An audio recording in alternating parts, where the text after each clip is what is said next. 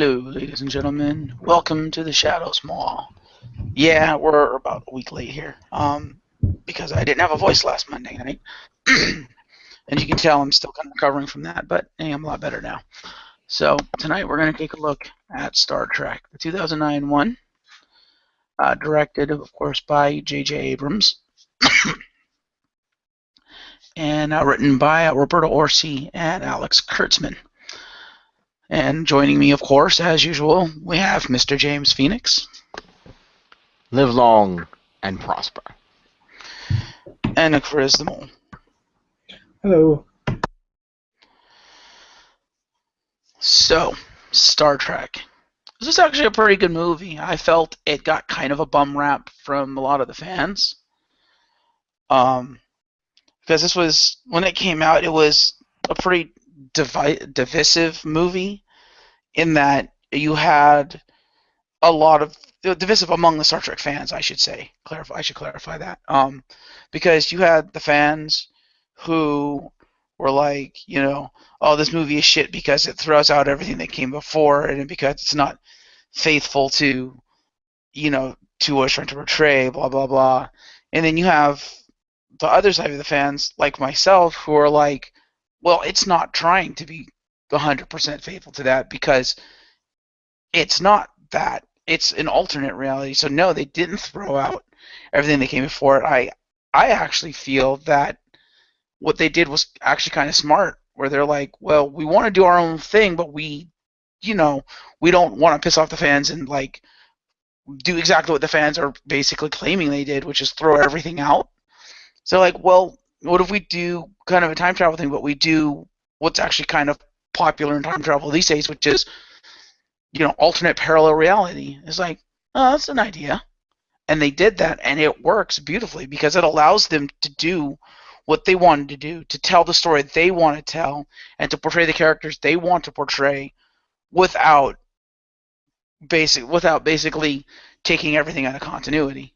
And I think it's faithful enough. Like, in this movie, the characters feel like the characters. Yeah, there's some changes.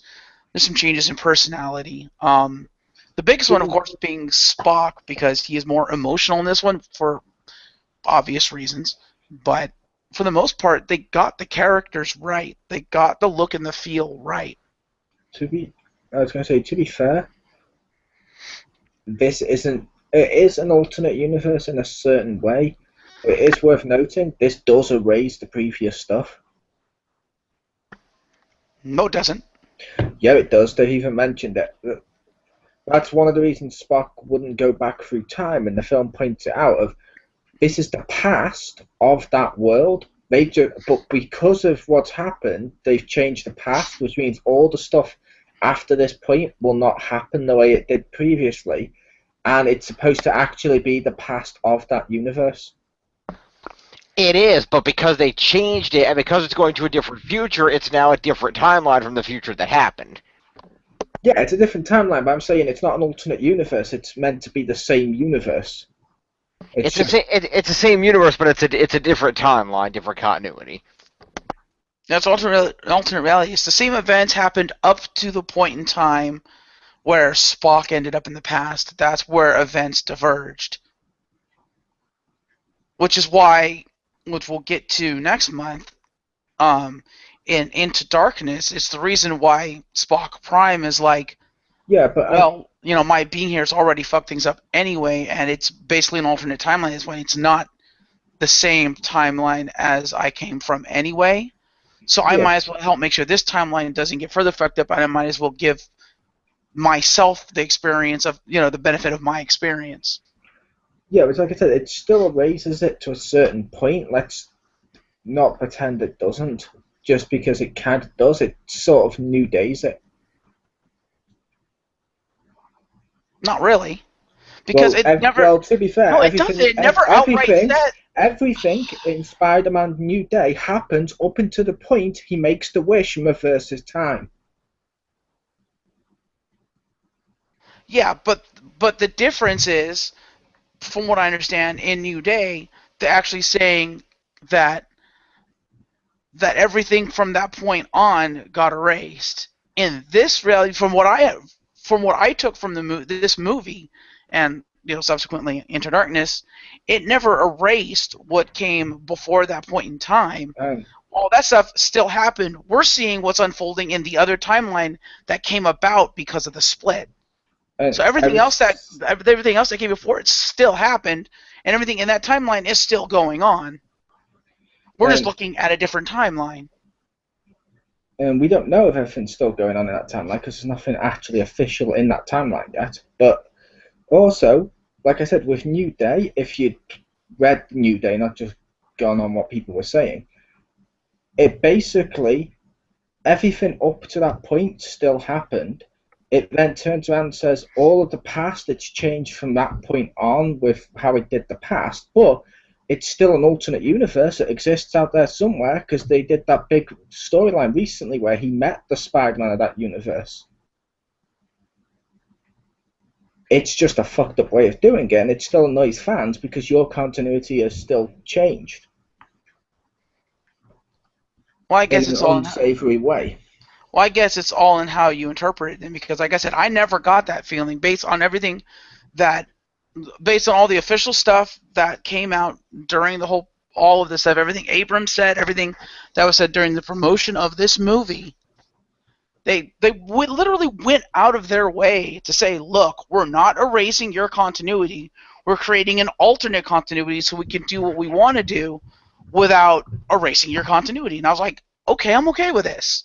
Yeah, which is, I said, it's not as original as people think, and various stuff have done that before.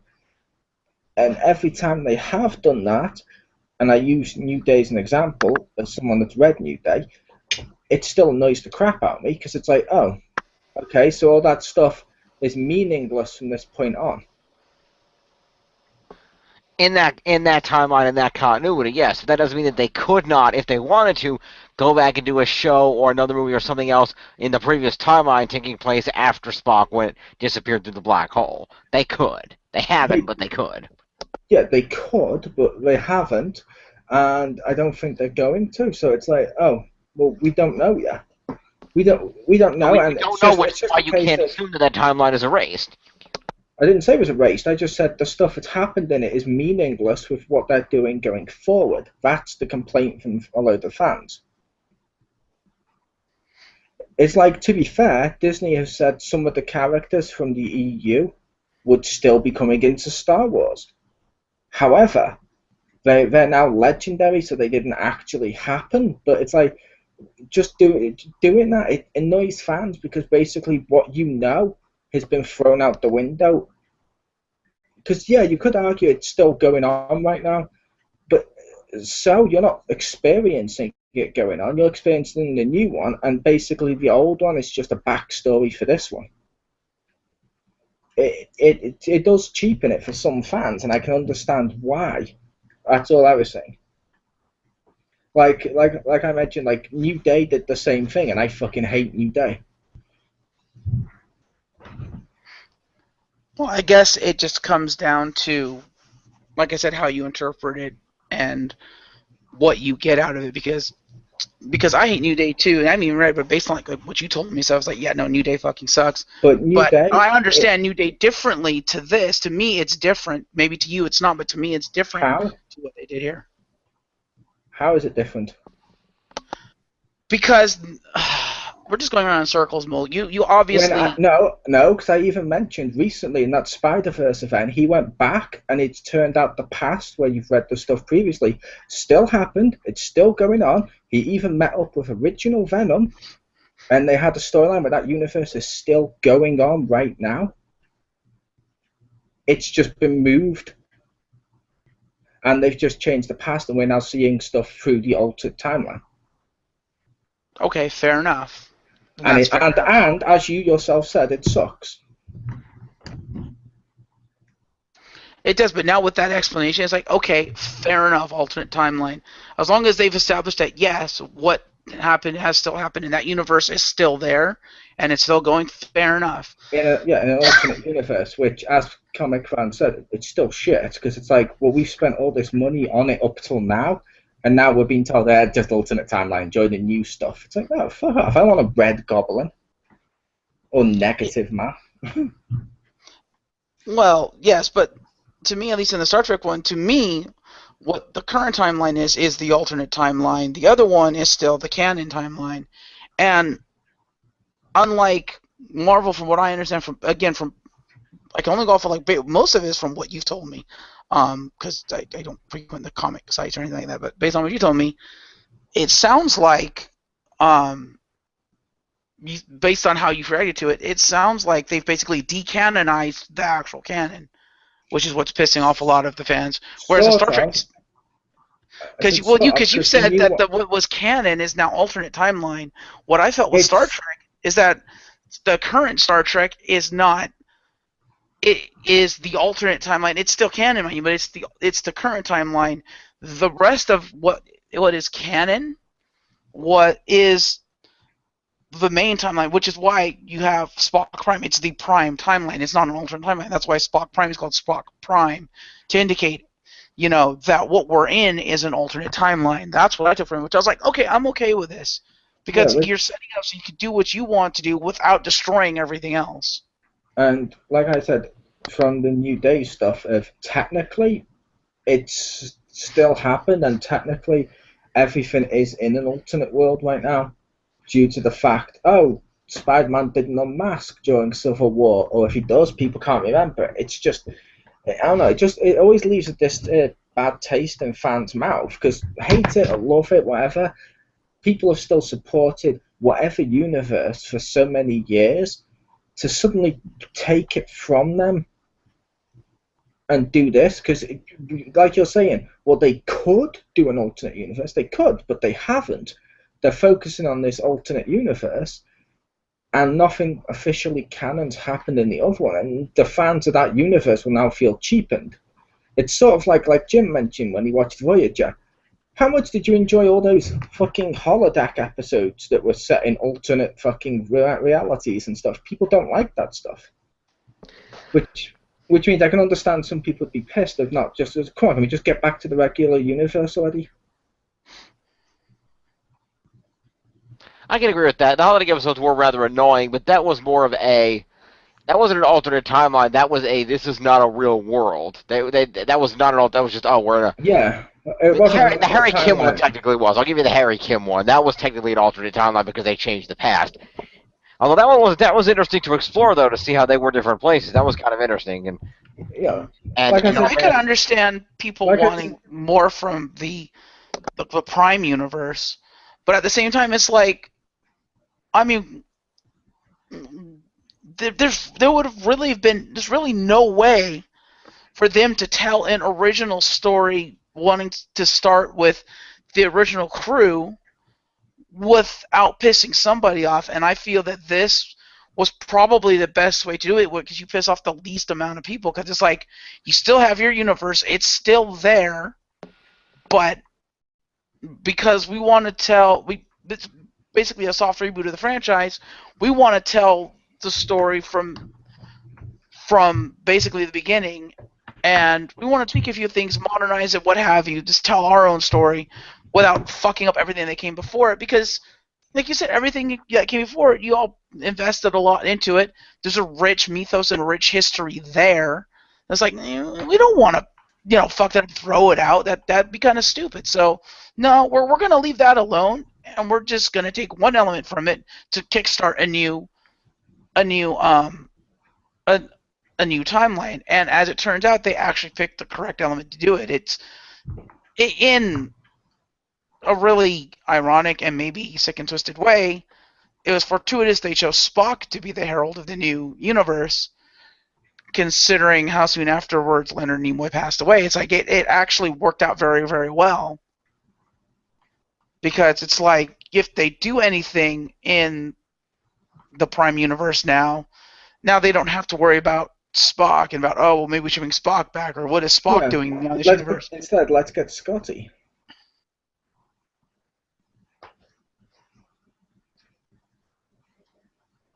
Well, yeah, I'm just addressing the fact Leonard Nimoy is not the only Star Trek actor who has died. True. I'm just saying it worked out well, and I thought it was a clever way to do it. I never said that it was original, the idea, but I was like, oh, I hadn't actually thought to do it that way. That's kind of clever. Fair enough. I give Yeah. you props for that. Which all I was saying was, well, like I've said before now, this is probably my favourite of the Star Trek films. I can just understand why people would be pissed from it, and I can understand it entirely. And they have every single bit of right, and I feel we have no right to say they don't have a right to say they're pissed off at it. No, I never say they don't have the right to be pissed off. I'm just saying, from my perspective, I don't. The reasoning they're giving for being pissed off, I don't personally see it, but I understand it, if that makes sense. Yeah, that's what I was saying. I was saying I was understanding it. Everyone was telling me, you two were basically saying like, no, you're wrong. I was saying I don't say I feel this way. I'm just explaining that I can understand why they'd be pissed for this, and they'd have every right to be.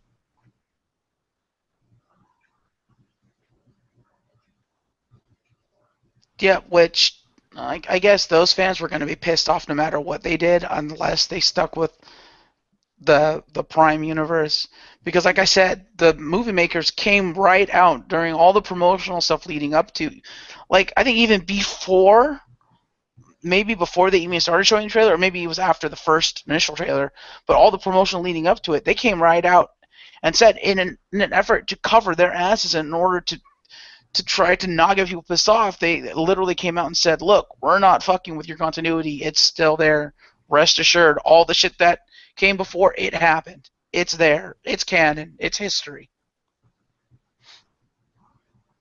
Which, like I was saying, because you're saying phrases like those people would still be pissed off no matter what. It's like they still have a right to be pissed off. And I feel they're probably more pissed off because technically we're following a universe now that's A, different to the previous universe completely, and B, a lot of people have also argued doesn't feel like the same genre as Star Trek. As a lot of people have said it feels more Star Wars than Star Trek, and there's a reason they were different. Yeah, I can kind of agree with that. But there's a reason it feels the same. Abrams said outright he grew up loving Star Wars. Yeah, I'm aware of that, but that's why R2D2's in it. But to the And that's fans, why he left that. That's why he left that franchise and is now directing Star Wars.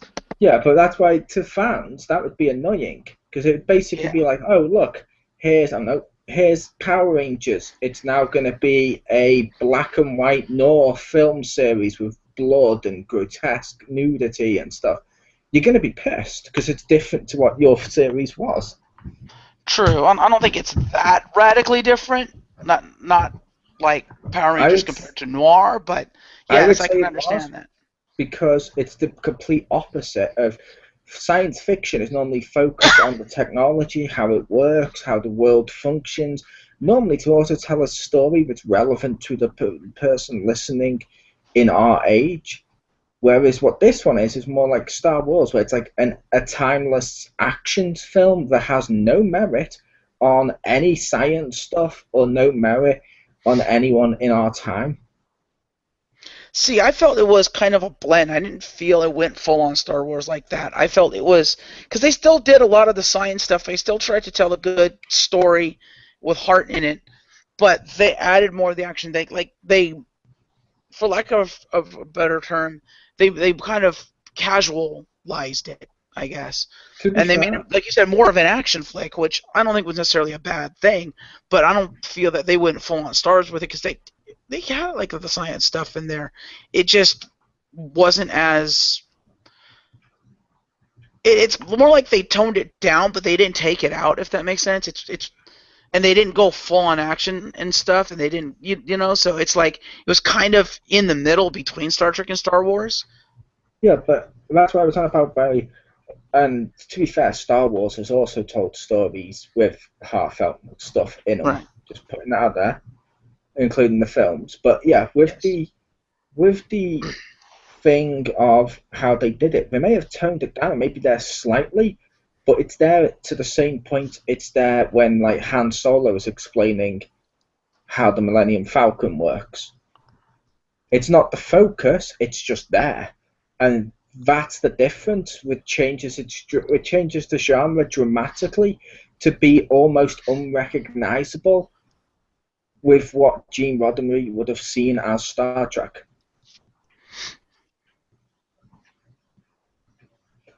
Like, they even include in this one that Area 31 crap guy in there, which I know that's completely the opposite of what Roddenberry would want for Star Trek, and they chose the series that he was the most influential on to do it to as well.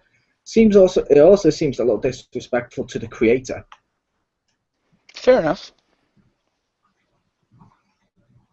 I have no idea what you're talking about, but fair enough.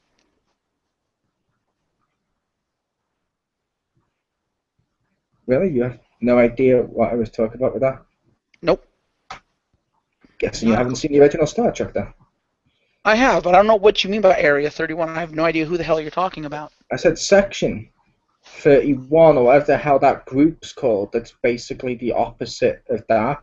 They were introduced well, not introduced, but they were mentioned as well in this series. The ones from Deep Space Nine. Okay.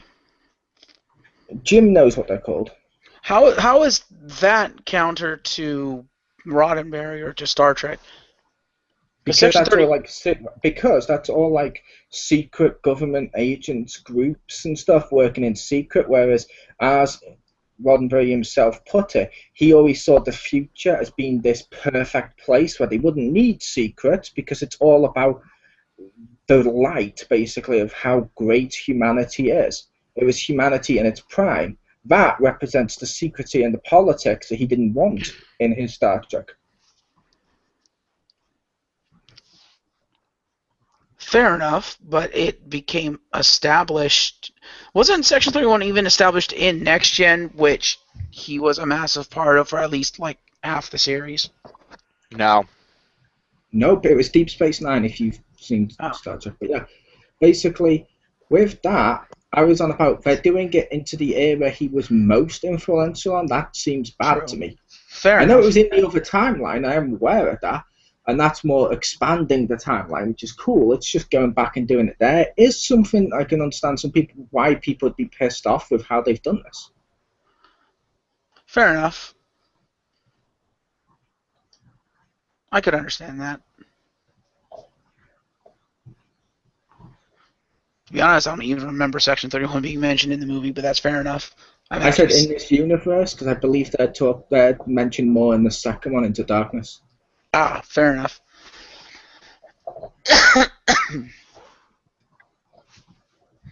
That's a valid complaint. Fair enough. I don't know. I guess I didn't get as much of a non-Star Trek vibe from this movie as other people did. Because, like I said, aside from the action, aside from one thing I really didn't agree with, but they kind of did it in classic Trek anyway. Probably more the movies than the TV show, but the over sexualization of her, I'm like, wow, all she is the eye candy now. That's brilliant. I didn't really much care for that. I knew Uhura was probably my least favorite character of the movies here, the new movies. Because she has almost like no character. She's literally the eye candy, and she's the thing that Spock fucks. And I'm like, yeah, I don't like that. Yep. But I don't know if you guys agree with that assessment or not. I would make the case they go into that territory a little bit, but with, like you mentioned, she did some similar stuff in the films and into the original series a little bit. It's more of an extension to make her... It's not necessarily to change her character. It feels like the way she was telling Kirk when Kirk wants to fuck her, no, fuck off, and didn't want any part of pretty boy Kirk, and has her own like apartment with a roommate and stuff. It seems like they tried to make her like a modern day female in that same role, which works.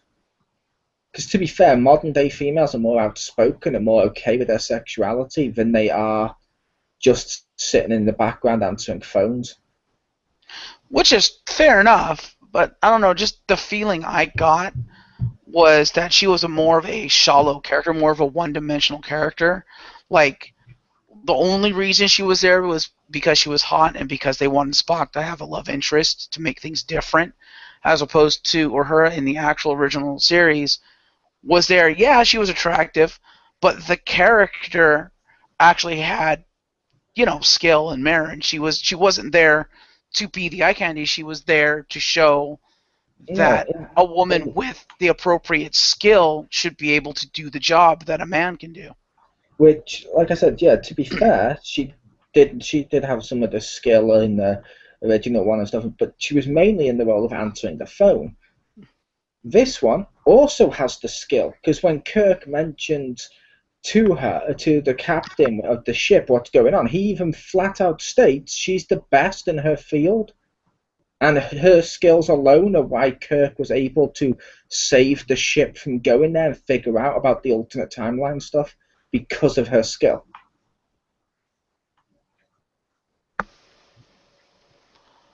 Fair enough. I don't know. I just never felt she was that strong a character in either of the movies. But maybe that's just me.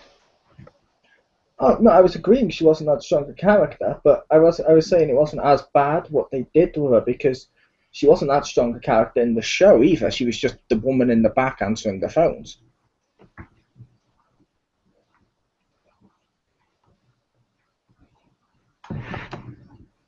Oh, what does Jim think? He's been silent. You guys are having a good debate. I didn't want to interrupt. Well, join the debate. What do you think? Personally, I agree. I think they did a good job establishing that Uhura is as important member of the crew as anybody else on there, because as Will mentioned in that one instance, he cited that she her xenolinguistic skills dwarf anybody, and that's why they knew that the reports of the Klingon birds of prey being destroyed by the big Romulan ship were accurate.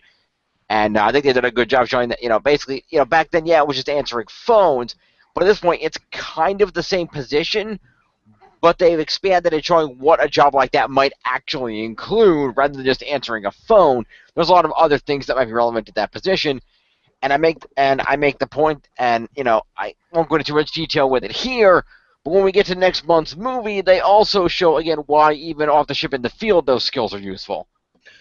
Yep, which like I said, I feel like she was in the same role she was in the series, but they've just made it more modern.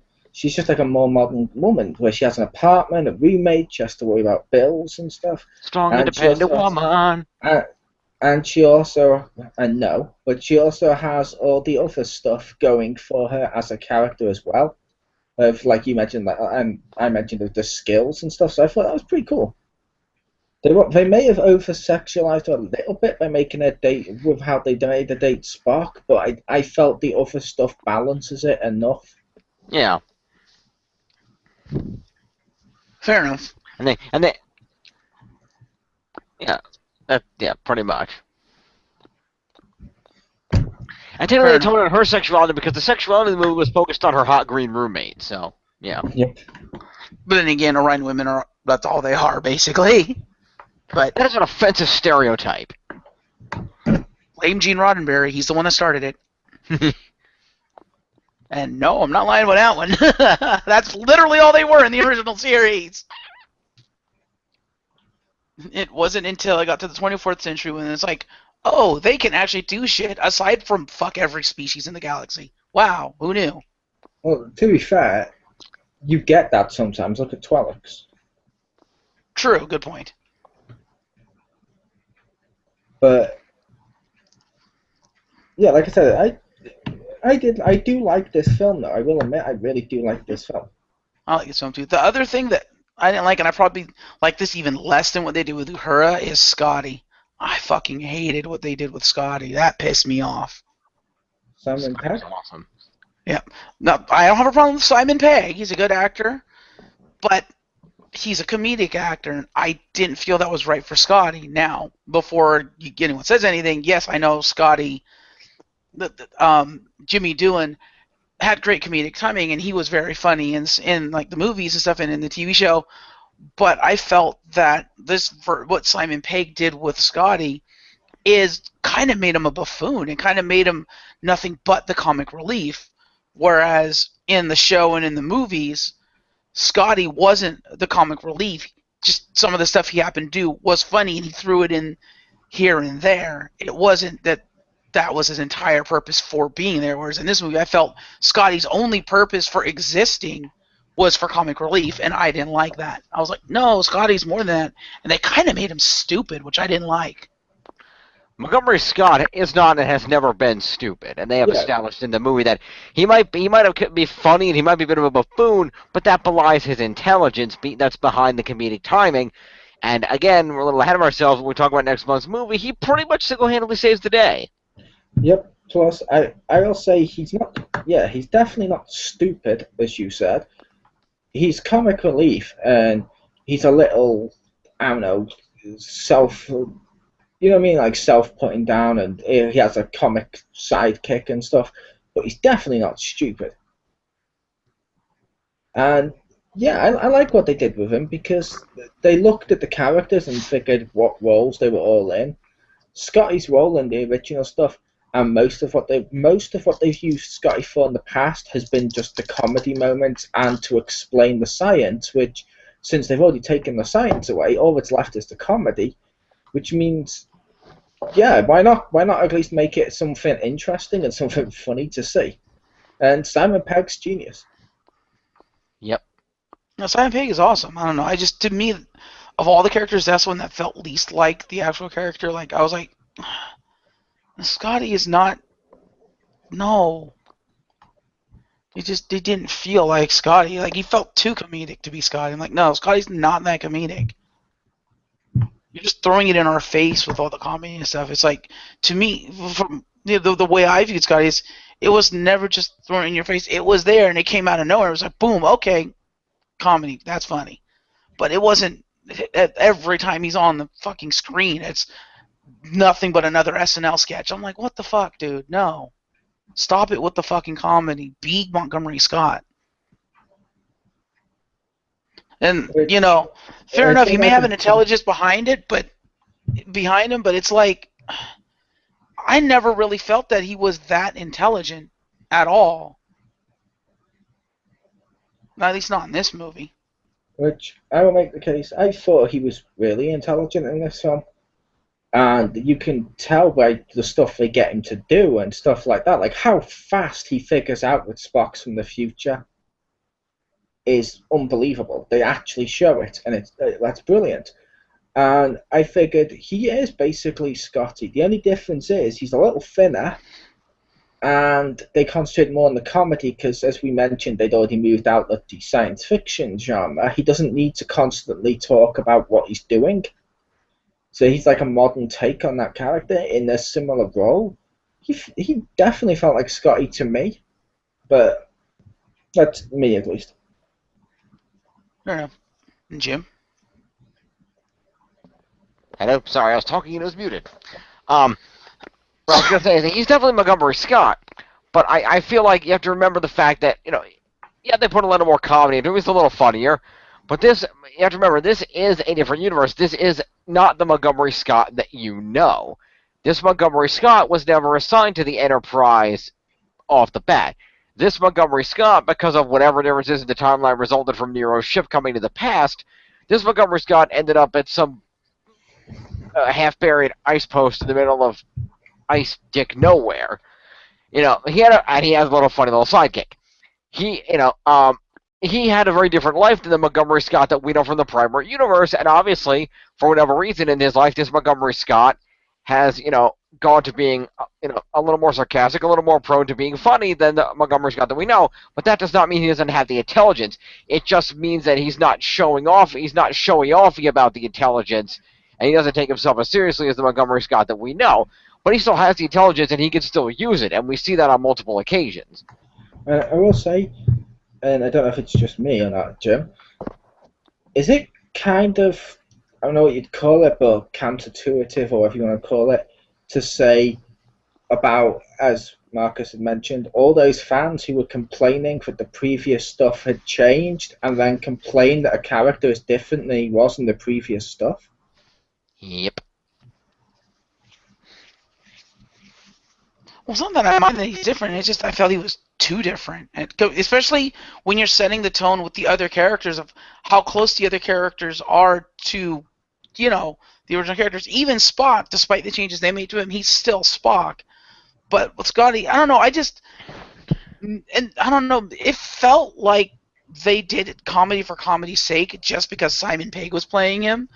And I don't like when they change a character to fit the actor that's playing him. That always rubs me the wrong way. An established character, It's like, don't change Scotty just because you cast Simon Pegg. That's the worst reason to do a change. Like I said, I thought the change happened because, like I said, they took away the sci-fi elements and made it more action and adventure. Therefore, his role of technobabble and stuff like that doesn't really work in this one. What's left from the original character? It's comedy. And if you ask anyone to tell you something about each character, and you say, what do you know about Kirk? He's the hero. What do you know about Spock? And they'll say, like, he's a Vulcan, or he's an alien, or he doesn't have emotions, or whatever. Cool. But if you say to him, what do you know about Scotty? He's funny. That's what most people would say.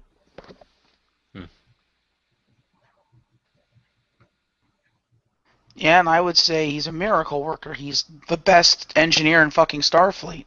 He still is.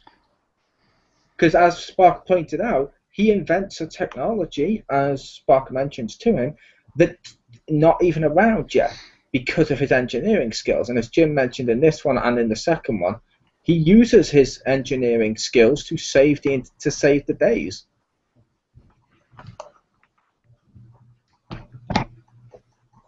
Fair enough. I don't know. Maybe it was too comedic for me then. Maybe it's just me then. Well, let me ask you a little preemptively. Did you feel he was too comedic in the next movie also? Because it's entirely possible that they did this movie, they did it to establish the characters. This Scotty had a different life. They were trying to show that he was a different Scotty. But then once they established that and went into the next movie, he became a little more the Scotty we know, in my opinion. That's possible. It's been a while since I saw the second one, and I didn't like the second one as much as the first one, so I don't remember much of the second one. Of course not. Why would you? Fair enough. But I don't know. And also, again, it might have just the other reason why Scotty might have stuck out to me as not me not liking it might have been because of the stark contrast to the other characters. Because, like, for instance, Carl Urban as McCoy. Holy fuck, pure genius. That was a great casting choice, and he did fucking phenomenal in that role. To be fair, I would make the case he's the only one that's the most like his character.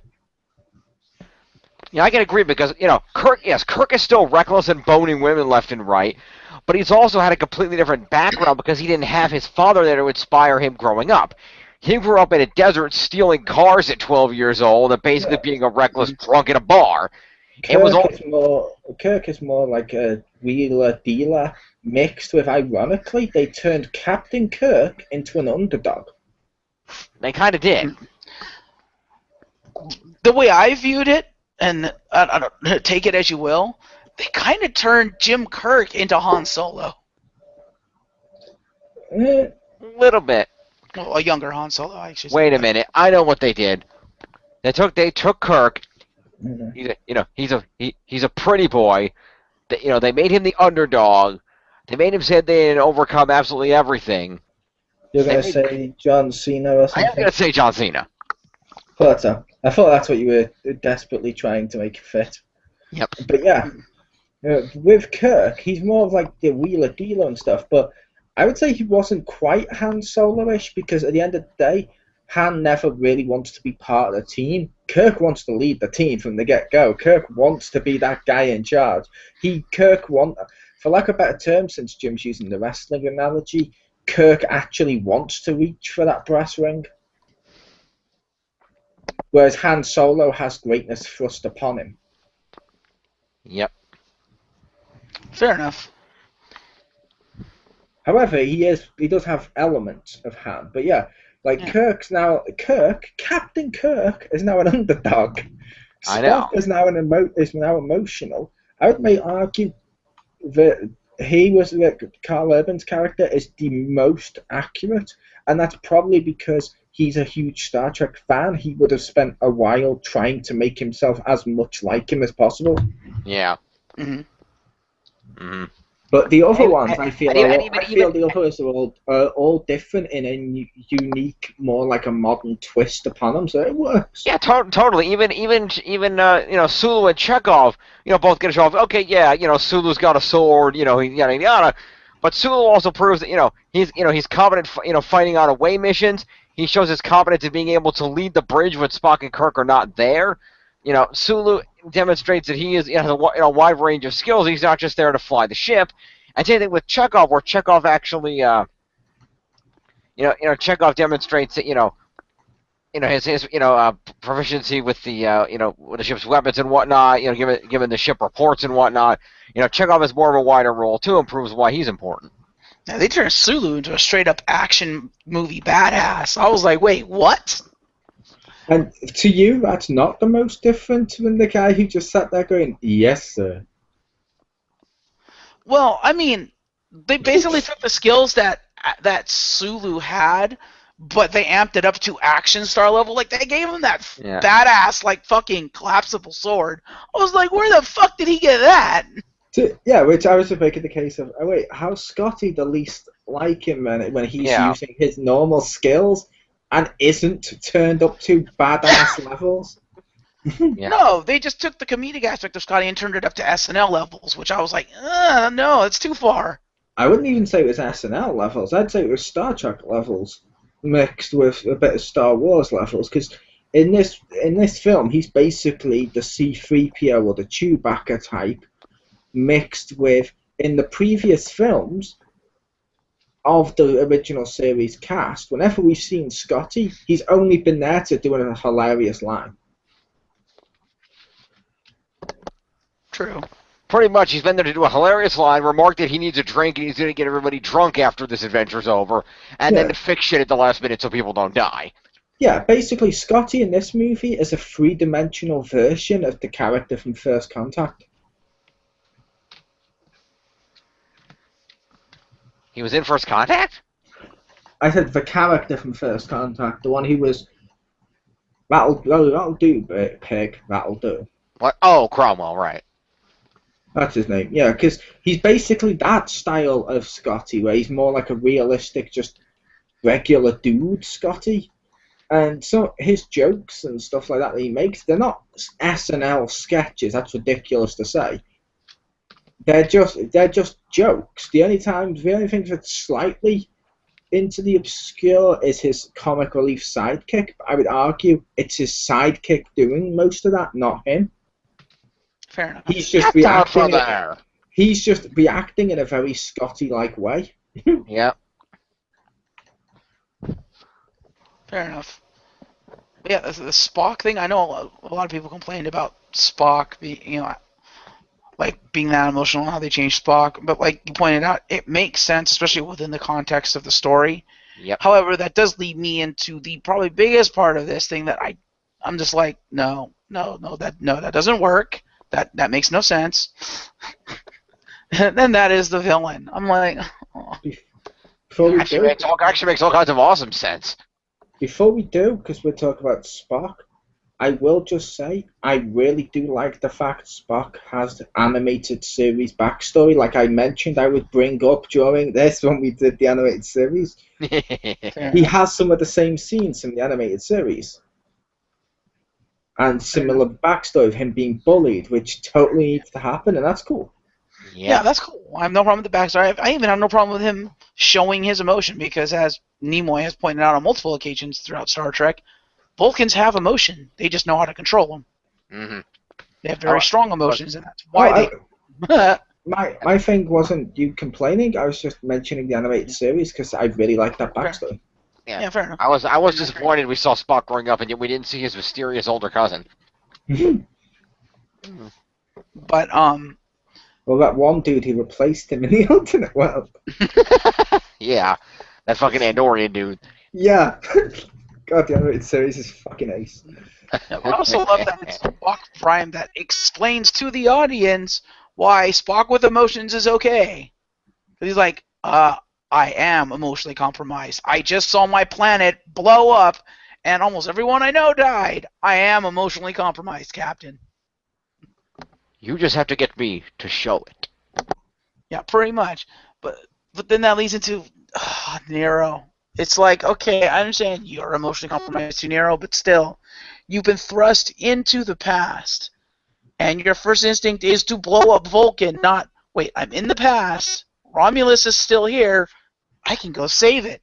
No, it's like, let's Uh, make the Vulcans pay he, for something that hasn't happened yet. but he addresses that He does. because, like he Yes? says, to him, it already has happened, and he wants to A, save his planet, but B, he wants Spock to go through what he had to go through equally. So it's a bit of both. It's like, yeah, he's saving his people, but he's also causing Spock the same grief that Spock caused upon him. It makes perfect sense in that insane revenge logic. Yep. How is that saving his people? Because not- by making Spock do this, Spock won't cause the thing that happens to his people later on. Spock's just going to live a lifetime of misery. Because he's ruined Spock. Yeah, although again, that's Nero's misinterpretation of what caused the destruction of Romulus. He blames Spock for what was a naturally occurring galactic event. In fact, what he's doing is actually in a cruel irony, is ensuring Romulus is doomed because Spock won't be there to go at least try to save it.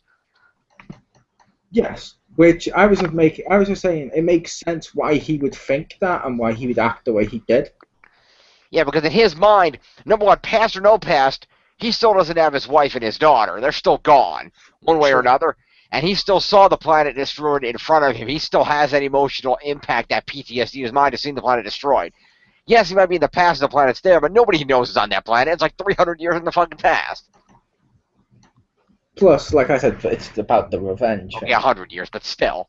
Yeah, and it's about the revenge, too. Which is fair enough. Also, it's obligatory, this was his review. Spock! Okay, I'm done. Yeah, I don't know. I did not like Nero. But I don't know what you guys thought of him as a villain. I didn't like him. Based on all the previous films we've seen up until this point, he could be worse. Mm-hmm. As far as Star Trek villains from the films go, he's probably in the top two. Top 2 or 3 for me. Oh yeah. Well, yeah, I'd put him up there. I would put him up there with Khan or other Khan. So Yeah. And I make the point to you, Marcus. Given this movie's kick everything off, would you have rather had a pissed off Romulan in a really badass starship that wanted revenge on one of the most iconic characters in the franchise, or a mindfuck satellite? True. Yep.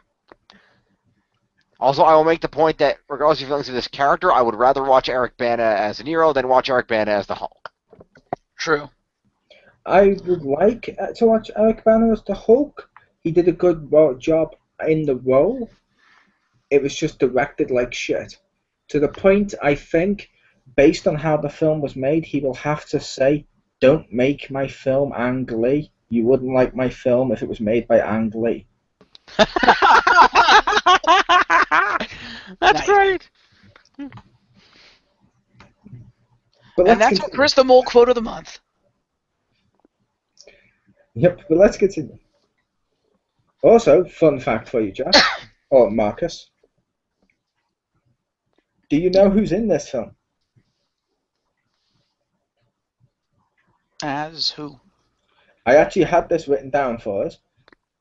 In a sort of reboot of the universe and stuff with how they do it, some of the people that they've actually got as cast members are actually from Star Trek fan films. Oh, really? Nice. They got James Crawley, who played a certain Captain James T. Kirk in Star Trek New Voyages Phase 2, appears as a human bridge officer. Also, and you'll notice why I'm telling you their race, they're all the same races. Also, a scene involving a Vulcan scientist include Jeffrey Quinn playing one of the roles after appearing in Star Trek New Voyage's first few episodes as Lieutenant Commander Spock. Mr. Quinn is actually a visual effects artist rather than an actor, and he appears in this. Also, more incredibly, Zachary Quinto's body double, Branton Stacy, not only played a Klingon in the cut scenes on Rora Penf, but also played Spock in later Star Trek New Voyages Phase 2. Huh. Interesting. So Nice. yeah, we had that little bit of stuff to throw out there for you. Well, speaking of cast, I do need to ask one question that has always struck me as odd. I'm not saying he did a bad job, because he actually did a surprisingly good job. But I don't know what Nero did when he went to the past. What kind of fucked up world do we live in where Tyler Perry is the head of Starfleet? Yeah, that was kind of weird. I'm like, wait, what? Also, how come when it comes to Kirk, he doesn't do any sort of pauses? Huh? You see why I said it the sentence that way? Thank you. That's a good point.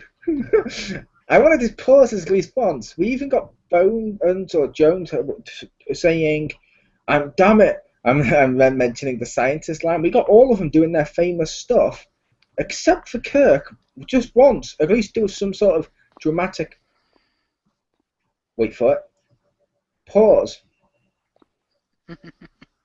You would think so. That was too long. That wasn't James Kirk. That was Calculon. No, with the fact I added the wait for it, it was more, what's his name, from How I Met Your Mother. Ah, Barney, right. Yeah. Fair enough. I forgot the actor's name for a second. Yeah. But, still. Yes. I liked what they did with the characters. I think I really did like this film. I like having a Kirk that we could. I like having a crew, not just Kirk, but Kirk. Spock had 3D-ness to him. Uhura did and all that. Where each character had something where you could root for them. Oh yeah. And I feel too many times in Star Trek, and I know people are probably going to have whoa with this, but like Next Gen, for example. Why the fuck should I root for any one of those crew members? They're way too perfect a character. Ironically, the only one from that I root for is Worf, because it's a giant Klingon on the starship. Come on. Who doesn't love Junior? Who doesn't love people in that rank, in that role, and being an alien on board a starship? This is true. I see what she did there. Okay. Nah. But no, it's a case of, with the Worf situation, I liked Worf, but I felt like he was the only one that had something to overcome, and that's because he was a Klingon. I would argue Data had to overcome a lack of humanity. He kind of did, but every fucking week he got the same episode, or every other week, he malfunctions. He was just there to be lazy plot convenience. I'm just calling a spade as a spade at that point, but I did enjoy. I don't get me wrong, I like Next Gen, but this crew felt the most. Hang on, let's see if I can do this right. The most human. Nice. Yeah, all the cast did a surprisingly good job in this movie. They did a great job. One thing I really loved with this movie, and it's also a part that got quite a bit of criticisms from different people, is the look and feel of the movie, like the designs of like Beautiful. the Enterprise and the space station stuff. Now, one complaint I did have before, and since talking with you guys, I've come to realize you guys are kind of right.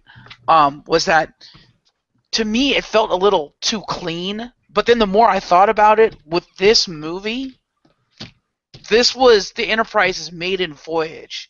Whereas in the TV show, I don't believe that the pilot was her maiden voyage. I believe she'd already been in service. So it makes sense the Enterprise would be spick-span, completely clean right off the line. She kind of had to have already been in service, otherwise how would April and Pike have already both been the captain? True. Plus, I make out, like I said, I didn't feel it was too clean. I felt the original series was this clean. It's just everyone wants that gritty look now. It's nice to have something this clean. Yeah, I agree. True. But in terms of the look of everything, the design of everything, I felt it was very Star Trek. And I know there was criticisms when the movie came out of, you know, oh, this doesn't feel Star Trek enough. It, again, Not like with the so. comparisons that we made earlier to like Star Wars, before saying it was more like I don't know, was it like not Bound Line, was the other one, Farscape or something? I don't know. It was not Star Trek. It was more clean than Star Trek, and it was more, you know what I mean? Yep. Which I will also say, this isn't the same Enterprise ship from the show. No, it's more designed off the Enterprise A. It's more designed off the movie Enterprise. The ship in the film, I'm going to do this, is the second Constitution class USS Enterprise, according to the backstory worked out for the film that was explored and said to be canon in the tie-in IDW Bad Robot comics, where Starfleet, via Section 31, discovered that the Klingons had reverse engineered technology from the Narada, while Nero and his crew were on Roro Penth. Objective smuggled out technology. This is where the major changes in technology actually occur in the alternate timeline.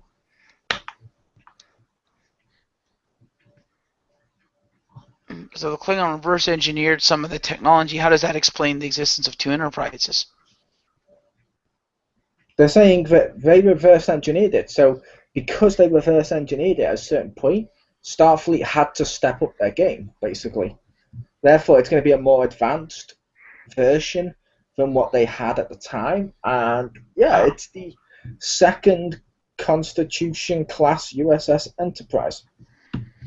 And it says, as the Klingon Defense Force replaced its D-7 battle cruisers with the vessels designed as Klingon warbirds by Starfleet, Starfleet started replacing its fleet too, with the original Constitution-class USS Enterprise having already completed its tour of duty, with Captain Robert April, who faked his own death, and a tour with Captain Pike, including the events of the Cage, perhaps, before being dismissed and directly replaced with the Constellation Mark II class vessel seen in the film. no, fair enough. And it says, if you want to think about it from a production point, there is a few pointers about the ship's design that suggest it may well be the second. The sources section especially echoes that of the refit Enterprise and Enterprise A from the first 6 original series cast crew, and indeed the paint job using infiltrant panel paint was specifically to mimic that of the refitted Enterprise in Star Trek The Motion Picture. So it's like a hybrid of all the different Enterprises Now, the into a biggest mark. telltale sign, and the reason why I felt I got the Enterprise A vibe from it, is because if you look at the deflector dish, it's not an actual dish. It's more of what we see as a deflector dish now from the Enterprise A onwards. So I always saw it as kind of a Constitution refit. And I guess it makes sense, and I guess it is a Yeah, Constitution refit. So fair yeah, enough. like I said, the source section is from the A. The rest of it's from the other one from the movie before the A, and it's been recolored like that. And I'm like, it's cool. It's like a hybrid of all of them, and it Yeah. seems really cool. And I just thought I'd throw that out there as a little bit of information. You're welcome, Jim, because I know Jim likes the little facts and informations.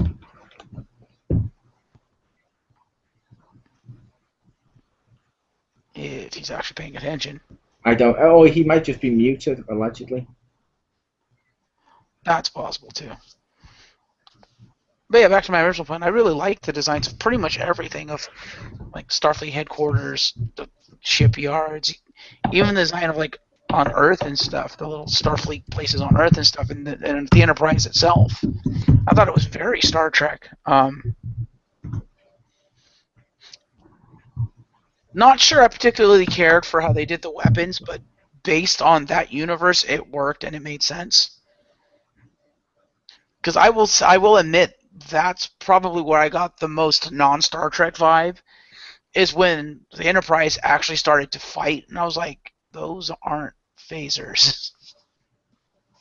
Yep. They are now.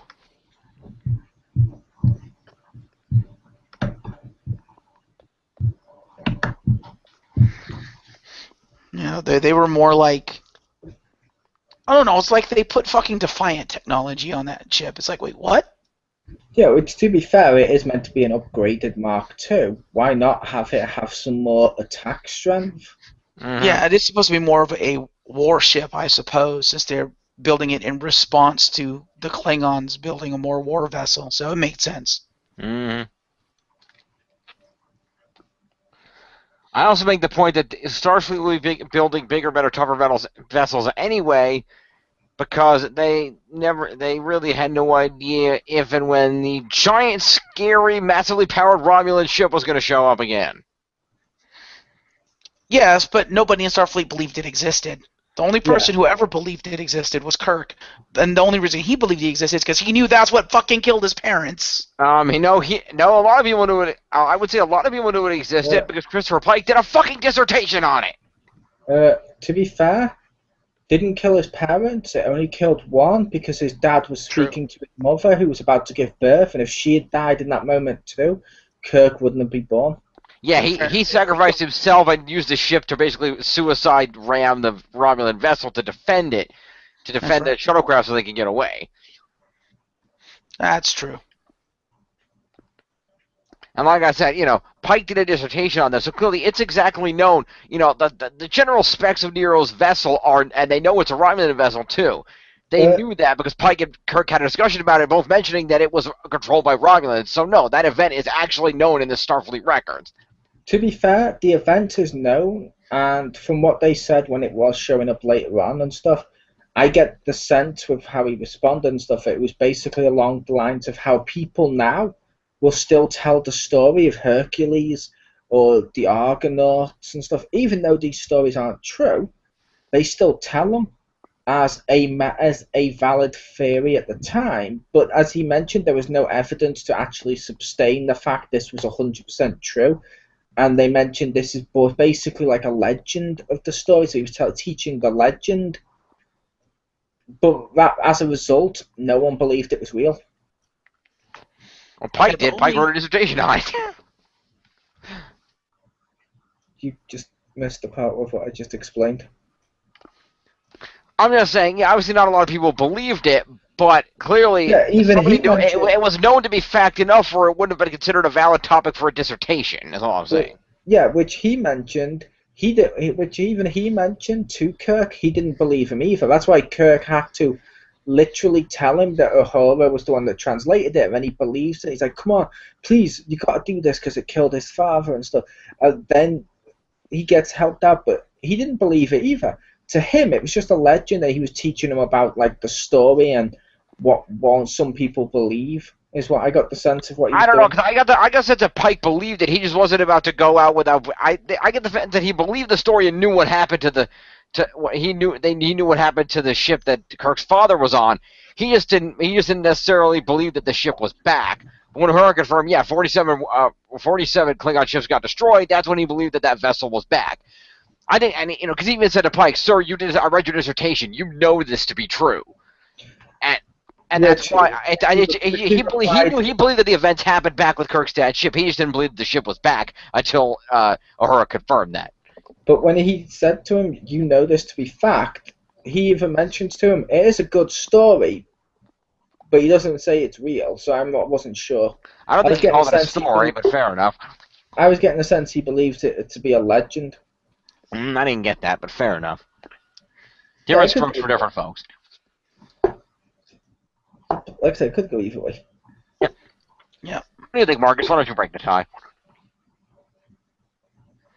I actually don't Um, remember that part of whether he actually believed it to be true or not. I always yeah, got the sense that, like, I got more of the sense of what Mo got of people knew the events as it was reported on by maybe investigators or by any transmissions that, like, Kirk's father got out or that ship got out and any sensor readings they got. But no living, and then maybe based on the accounts of the crew members that survived, like Kirk's mother and stuff. But let's be honest here. If that something like that in that time is the equivalent to, oh, I don't know, an alien landing on Earth now, and Section 30 or Section 31, Area 31 or 51 wanting to cover it up. It's like people might know it happened, but no one's going to believe those people. To be And fair, that's Area 52 is where they keep the good stuff now. Yeah, true, pretty true. much. But that's always the sense I got, that there were some people who believed it to be true, most of them being the people who lived it and survived it, and that's why Kirk believes it to be true. He knows it's true because he knows that's what killed his father. And I'm assuming, though I don't think it was ever outright stated, I'm assuming that his mother always told him that story and made sure he never forgot the sacrifice that his father made for the two of them. So therefore, Kirk knows it to be true, but he's a very minority. I'd even go so far to say he would probably be the only contemporary human to believe that story, to know that it's true. Which is fair enough. And I will say for people listening, even though you said this, Jim, and even though Marcus agreed with me, there is no settling of a tie. It's just different opinions. True. Fair enough. I'm not saying you're wrong, and I'm not saying I'm necessarily right. I'm just saying that's what I think. Which that's all we can do for these. Yeah. But on the whole, the writing was really good with this movie. The acting was spot on most of the time, and the designs were great. Just overall, it was a well put together movie, well thought out movie. And, I felt it was a movie that was created with the fans in mind, to a degree. I mean, obviously, it was a movie created to be more approachable by the masses. More, I guess, casual, for lack of a better phrase, but, more a movie that, that everybody could go see. But I still felt it retained a lot of what made Star Trek, and it was a really good movie. It worked on almost all levels. So, like I said, I liked the film. I really did like the film, but at the same time, I can see why a large portion of people hated it, and a large portion of original fans hated it. Yeah. Hell, I believe our own Rick the Hammer doesn't like this film. I believe. That's fine. That's fair enough. Yeah, I think it's more Wife Blade doesn't like the film, and by extension, Richter. But I don't think he dislikes it as much as Wife Blade does. Of course, Wife Blade is more of the Star Trek fan than he is. Yeah, but when I've mentioned that film to him in the past, I believe he's just gone, yeah, it's a piece of crap, or mentioned lens flare. Yeah, the lens flare. Which, I don't really care about the lens flare. Like I pointed out, the first motion picture film had loads of it. It's a cool style. And it does look very futuristic. Yeah. Ish. And I'm like, oh, I like it. It's a cool new style for space. I like it. But yeah, like I said, I like it. I like the film. I thought it was acted well. I liked all the characters. I liked everything about the film. I just understand why there's a large portion out there that don't like this film and felt alienated by turning what they love into something that they don't like anymore. I can completely understand that, and they're entitled to do that. But yeah, I like this film. I'd give this film a buy. Jim? Yeah, I really liked the movie. In fact, going back watching it this time, I liked it even more than I remembered liking it the first time. This is a great movie. If you're a fan of the original Star Trek in any way, watch this movie. It's a great movie. The characters are also, even if they've been tweaked a little bit, they still clearly represent the characters with a modern take. They're all great to watch. The film looks beautiful. All the effects are great. May I ask you a question? Yes. Do you think that might be why you love this new film more now on second viewing? Because before it, you mentioned you hadn't really seen much with the original cast, and now you've reviewed a shitload of films with the original cast. You're now familiar with that one a bit more.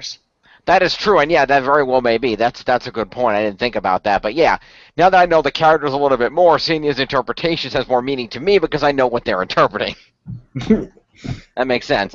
But yeah, overall, I like this movie. It's a great movie, and you should go see it. Or go, well, I would say go buy it, rent it, what have you. I own the Blu-ray, personally. Different. And, yeah, check it out. Get ready. Star Trek Beyond comes out next year. And let's be ready for it, because I like this Abrams verse, whatever. Yeah. And I will say, as I meant to say when we had to do this, I will just say this film, I feel, well, a lot of people don't like the style of the film, and like I mentioned, the change of the genre, which I understand. I will make a case. It's very Star Trek. Oh, very. It is, yeah. The reason I say I think it's very Star Trek is, as I mentioned, you see how the original Star Trek was cool. When everything was all campy and cheery, that's how Star Trek was. In the 90s, where everything wanted to be more real and stuff like that, that's when we got Next Gen. Cool. Then when we got more serialized stuff like Buffy and all that, we got Deep Space Nine. Cool. Then when things were more about, oh, how can we cross-promote stuff and do team marketing, we got Voyager. Which was shit. Then when everything was about prequels, we got Enterprise. And now it's a case of everything now is about adapting things for the first time again. And also it's about getting that, I know you'd call it that comic book vibe of like the Avengers style film. And I feel like this Star Trek is the Avengers style film of an adaptation of Star Trek. And I feel that makes it a very modern, very good Star Trek that's moved forward with the times instead of being beholden to the eras of the past. Yeah, that's a very good point that you make. You're right. It is very much that summer blockbuster style of Star Trek, and that's always been at the core of Star Trek. And that's why Star Trek has persisted for so long, because it's always been a franchise that, as you pointed out, rolled with the times. It changed with how with the times, and it's done it again by making itself, like you pointed out, that Avengers summer blockbuster superhero type movie, and it works. Yeah, and like I said, I mentioned this was my favorite of the Star Trek films. I think one of the reasons is this the first one that feels like a film. Because don't get me wrong, the others feel like films to a certain point, but there's always that nagging feeling in your back of your mind that this is like a 2-part episode, or this is a 3-part episode. With this one, I didn't get the sense, oh, this is a TV show episode joined together. I'm like, this is a film. It told a great arc of Kirk in a film, like a film would do. It had backstories. It flowed like a film. Everything like that. I'm like, that's a great Star Trek film. It was. I can agree with your assessment. And because I forgot to do this when I gave my overall, I'm going to throw out a firm buy on this movie from me as well. So, that was... Which one is it? Is it a buy or is it a throw it out? Ha! Thank you. Funny. But yes, there you have it, Star Trek 2009, directed by Abrams.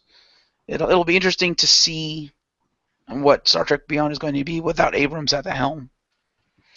But we're not quite there yet, because next month of December, Christmas, we're going to review the final Star Trek movie thus far, which would be Star Trek 12, I think is what it's on now, which would be Into Darkness, or Wrath of Khan Redux. Oh, thank you to Chriz the Mole and James Phoenix for joining me tonight. Pleasure. You're welcome. Glad we were able to do this, and we'll see everybody later. Have a good night.